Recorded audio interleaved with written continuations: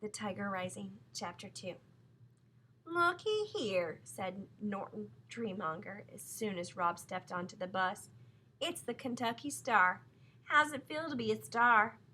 Norton stood in the center of the aisle, blocking Rob's way. Rob shrugged.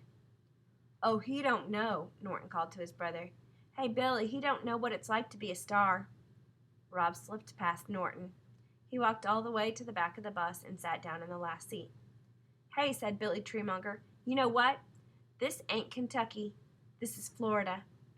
He followed Rob and sat down next to him. He pushed his face so close that Rob could smell his breath. It was bad breath. It smelled metallic and rotten. "You ain't a Kentucky Star," Billy said, his eyes glowing under the brim of his John Deere cap. "And you sure ain't a star here in Florida. You ain't a star nowhere." "Okay," said Rob.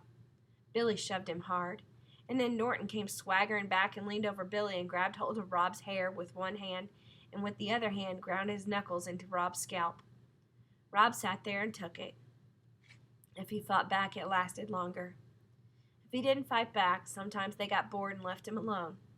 They were the only 3 kids on the bus until it got into town, and Mr. Nelson, the driver, pretended like he didn't know what was going on.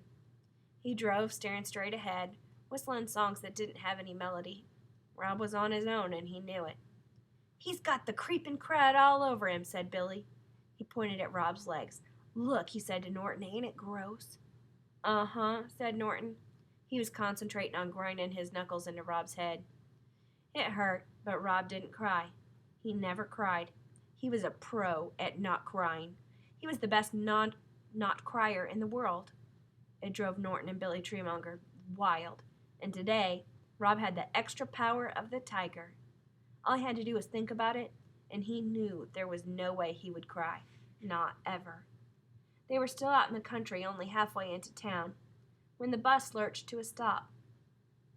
This was such a surprising development, to have the bus stop halfway through its route, that Norton stopped grinding his knuckles into Rob's scalp, and Billy stopped punching Rob in the arm. "Hey, Mr. Nelson," Norton shouted, "what you doing?" "This ain't a stop, Mr. Nelson," Billy called out helpfully, but Mr. Nelson ignored them.